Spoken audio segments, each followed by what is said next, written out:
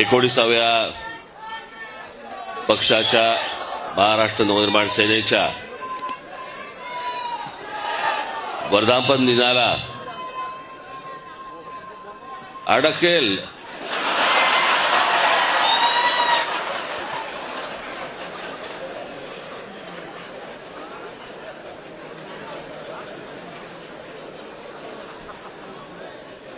पाणी तर पाणी तर जरा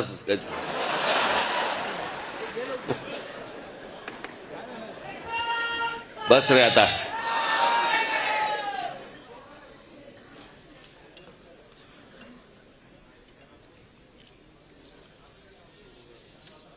आत्ताच ज्यांचं भाषण आपण सर्वांनी ऐकलं ते आदरणीय डॉक्टर सदानंद मोरे सर आणि माझ्या जमलेल्या सर्व महाराष्ट्र नवनिर्माण सेनेच्या माझ्या सर्व सहकारी बांधवांना आणि भगिनींनो,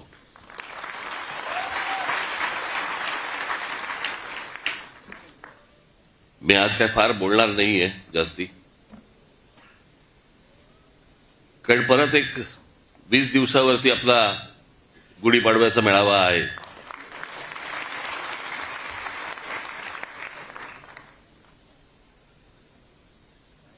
आता तिकडे जर समजा मी दांडपट्टाच फिरवणार असेल तर चाकूसुरे कशाला काढू आत्ता मी.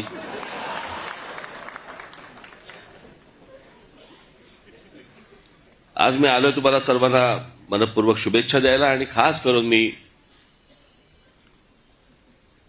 मोरे सरांनी आत्ताच्या परिस्थितीवरती आपल्याशी बोलावं, महाराष्ट्राशी बोलावं.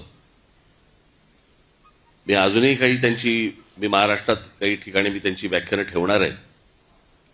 आजच्या या सगळ्या परिस्थितीवरती जी महाराष्ट्राचा जो चिखल झालेला आहे आणि तो निव्वळ फक्त राजकारणासाठी आणि राजकीय फक्त मतं मिळण्यासाठी म्हणून तुमची आपापसात डोकी फोडून घेतायत, आग लावतायत आणि हे आमच्या लोकांना समजत नाही. मोरे सरांनी अनेक विषय आता सांगितले. रामायण काळापासून त्यांनी अनेक गोष्टी सांगितल्या.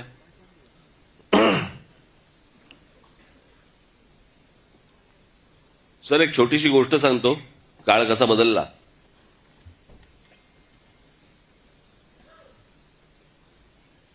प्रभू रामचंद्रांना ज्यावेळेला वनवास झाला,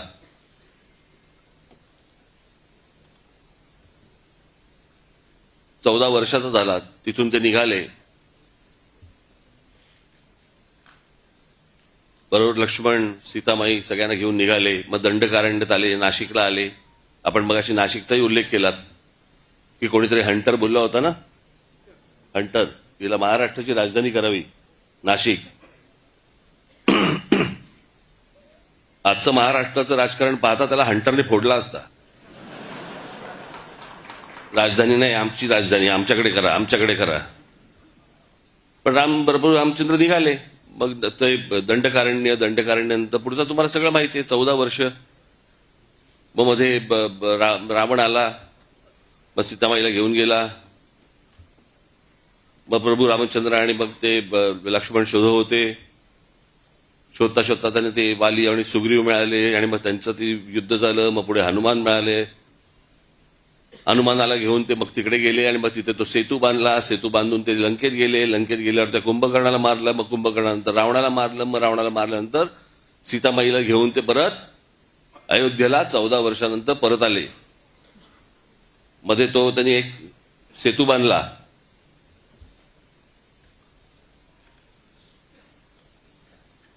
हे सगळं त्यांनी 14 वर्षात केलं. आणि बांद्रा वरळी सी लिंक हा आपण 14 वर्षात बांधला. कुठे अयोध्या, कुठे दंडकारण्य, कुठे गेले, तिथून लंकेत गेले, सेतू बितू बांधून गेले, तिथून परत आले. हे सगळं 14 वर्षात घडले. ही सगळे जे काही कामं सुरू आहेत, जेवढ्या काही गोष्टी सुरू आहेत ना, मी त्याचं सविस्तर मी बोलणार 30 तारखेला आपल्याशी.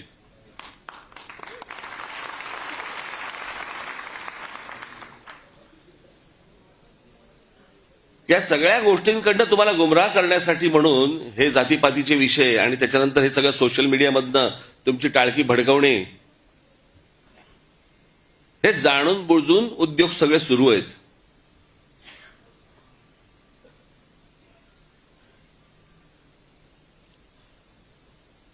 कालच महिला दिन झाला. तो काय आपण दरवर्षी महिला दिन म्हटल्यानंतर आपण 8 मार्चला आपण साजरा करतो. काल मला एकाने छान विनोद पाठवला. एकाने ते म्हणे 21 जून हा सर्वात मोठा दिवस म्हणून समजला जातो. बरोबर ना? ते साफ झूट आहे म्हणे. 21 जून सर्वात मोठा दिवस नाहीच आहे.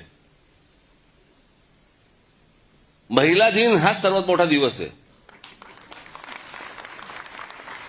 कारण तो 8 मार्चला सुरू होतो आणि पुढल्या वर्षी 7 मार्चला संपतो.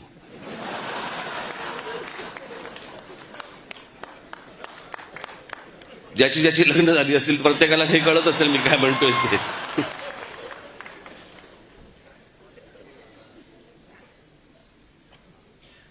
पण आपल्याकडे काय करतात, महिला दिन म्हटल्यानंतर सगळेजण भेटणार, महिला दिनाच्या शुभेच्छा. 2 पुरुष एकत्र आले तरी एकमेकांना देतात.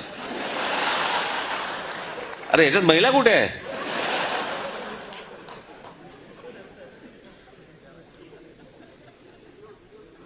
मागचा पुढचा काही विचार नाही, काही नाही, आपले बस शुभेच्छा.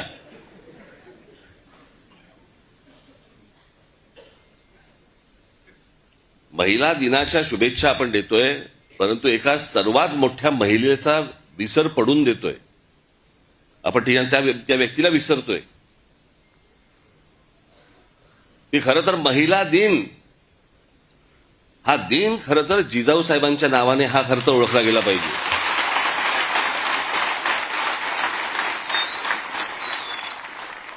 लहान असताना वडील कुठेतरी मोगलांकडे चाकरी करतायत हे ज्या मुलीला पाहवलं नाही, लग्न झाल्यानंतर आपला पती कोणाकडे तरी मोगलांकडे आहे हे ज्या मुलीला स्त्रीला पाहवलं नाही, जिने आपल्या पतीला बंड करायला लावलं, जिच्या मनात सुरुवातीपासून स्वराज्य नावाची गोष्ट ज्या महिलेच्या मातेच्या मनामध्ये होती, तिने आपल्या मुलाकडनं ते स्वराज्य घडवून आणलं. परंतु या सगळ्या इतिहासाच्या मागे एका स्त्रीचं मन होतं, एका महिलेचं मन होतं. ते आपण विसरतो. आज महाराष्ट्रामध्ये इतक्या महिला होऊन गेल्या. महाराष्ट्रात म्हणजे देशामधली पहिली महिला डॉक्टर झाले त्या महिला जोशी, आनंदीबाई जोशी. आपण विचार करतो काय महिलांचा? इतक्या महिलांचं योगदान आहे आणि खास करून महाराष्ट्रातनं.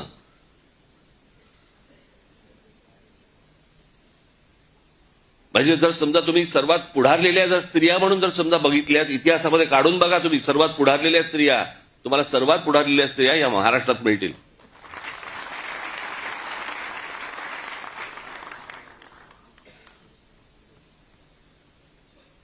नुसत्या कसल्या शुभेच्छा देतोय आपण? त्यातनं आपण काही घेणार आहोत का? आपण काही त्यातनं विचार करणार आहोत का? आज पक्षाला 19 वर्ष पूर्ण झाली. 19 वर्ष आपली कशी गेली, काय गेली?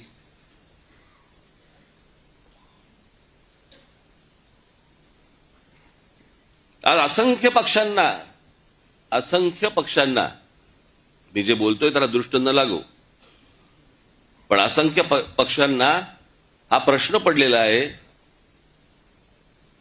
की अरे ह्यांचे आमदार येऊन गेले, ह्यांचे खासदारकीला एवढी मतं मिळाली, नंतर ह्यांना इतके पराभव झाले, खासदारकीला पराभव झाले, आमदारकीला पराभव झाले, तरी या पक्षामधली माणसं सगळी एकत्र कशी काय राहतात?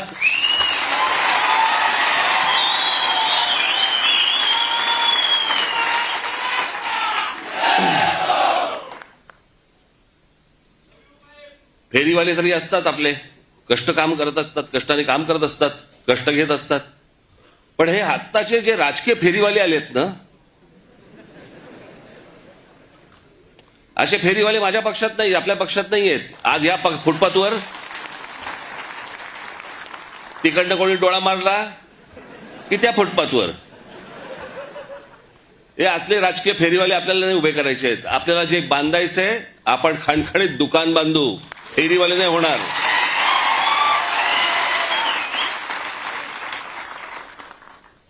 पण या सगळ्या गोष्टींसाठी म्हणून एक पक्ष, संघटना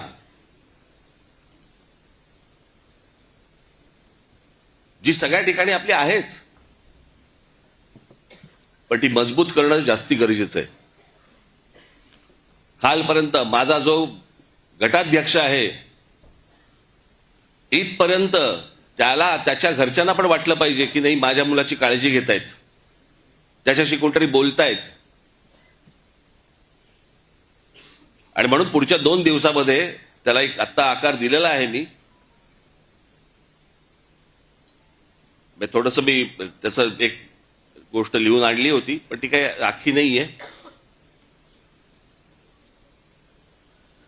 हे इथे सगळे जेवढे बसलेले आहेत व्यासपीठावरती, माझ्या सकट प्रत्येकाचं काम काय, तुमच्या सकट खाली आपल्या महाराष्ट्र सैनिकासकट प्रत्येकाचं काम काय असणार, आणि ते दर 15 दिवसाला तपासलं जाणार.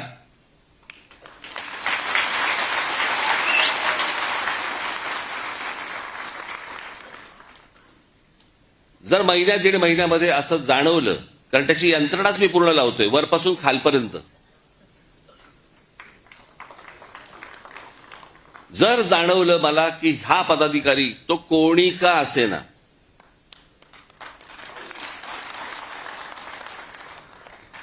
जर मला त्याच्यामध्ये काम चुकारपणा जर समजा दिसला,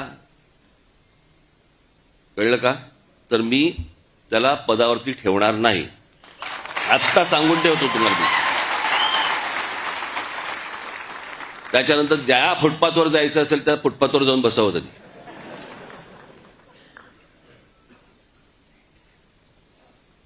परंतु ती गोष्ट याच्या पुढे ती होणार नाही. मी काल मला सांगितलं कोणीतरी, त्या दिवशी एक मेळावा बैठक लावली होती मुंबईला, आणि काही मुंबईचे शाखाध्यक्ष आणि काही उपविभागाध्यक्ष आणि विभागाध्यक्ष काही हे हजर झाले नाहीत. म्हणजे हजर झाले नाहीत, त्यांची हजेरी घेतली.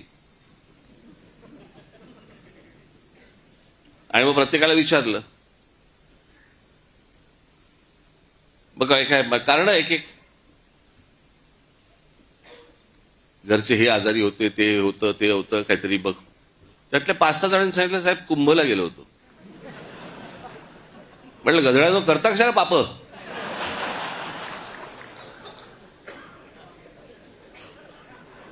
बरं, मी हेही विचारलं, आल्यावरती आंघोळ केलीस ना.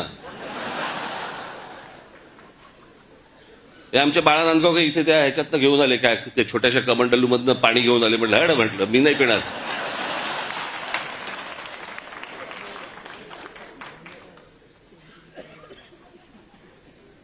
अहो मला सांगा, आता तो सोशल मीडिया आल्या, पूर्वीच्या काळात ठीक होतं. मी त्या सोशल मीडियावरती बघतोय, माणसं तिथे आलेल्या बाया बिया हसतायत, आणि बाळा नांदगावकर साहेब गंगेचं पाणी कोण पिईल ते पाणी. चला, आत्ताच करोना गेलाय, कोणाला त्याच्याशी काही देणं घेणं नाही. 2 वर्ष झाले तोंडाला फडकी बांधून फिरले, आणि तिकडे जाऊन आंघोळ करतायत.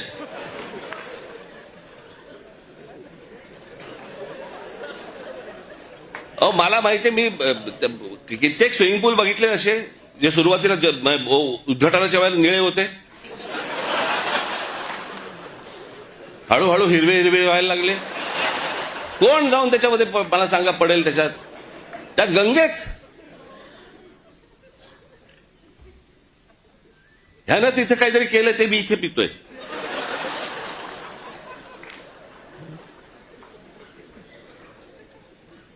श्रद्धेला पण काय अर्थ आहे की नाही. एक नदी या देशामधली स्वच्छ नाहीये, एक नदी. आणि आम्ही काय नदीला माता. परदेशामध्ये आम्ही अनेकदा जातो त्यावेळेला बघतो तिकडच्या नद्या स्वच्छ नद्या,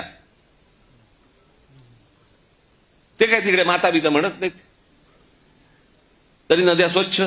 आमच्याकडे सगळं पोल्युशनचं पाणी आतमध्ये, कोणी आंघोळ करतायत, कोणी कपडे धुतायत, काय वाटेल ते चालू आहे. राजीव गांधी असल्यापासून ऐकतोय मी गंगा साफ होणार.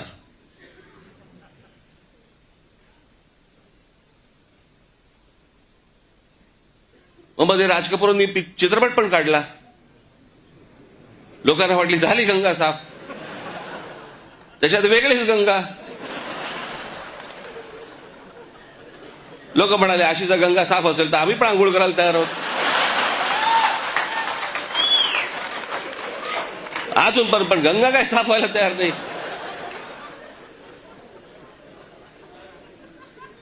या सगळ्या श्रद्धा अंधश्रद्धेतनं बाहेर या जरा, सगळ्यातनं डोकी हलवा नीट.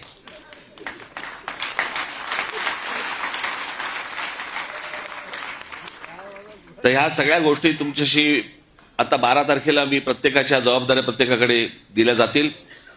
प्रत्येक पदाधिकारी त्यांच्या ज्या टीम्स असतील त्या तुमच्यापर्यंत पोहोचतील, तुमच्यापर्यंत येतील. सगळ्याच गोष्टी काही मला उघडपणे सांगता येणार नाहीत, येत नाहीत, येणारही नाहीत, कारण ही संघटनात्मक गोष्ट आहे आणि त्याच्यामुळे ही संघटनात्मक राहिली पाहिजे. त्याचे रिझल्ट हे निवडणुकीला आपल्याला बाहेर दिसले पाहिजेत. या दृष्टिकोनातनं ही सगळी रचना आपल्यासमोर लवकरच आणतो आहोत. मी सर्वांना परत एकदा 19 तारखेच्या 19 वर्ष झाली त्याच्या मी आपणा सर्वांना मी मनपूर्वक शुभेच्छा देतो. आणि आपण जमलेले सर्वजण आणि माझ्या महाराष्ट्रामधल्या प्रत्येक माझ्या महाराष्ट्र सैनिकांना मी विनंती करतो की येत्या 30 तारखेला गुढीपाडव्याच्या दिवशी जल्लोषात गुलाल उधळत आपण सर्वांनी शिवतीर्थावरती यावं अशी मी आपल्या सर्वांना विनंती करतो आणि आपल्या सर्वांची मी रजा घेतो. धन्यवाद. जय हिंद, जय महाराष्ट्र. आणि आदरणीय साहेब या सर्वांच्या साक्षीने या ठिकाणी सांगतो की आम्ही फुटपाथवर बसणारे नाही. यानंतर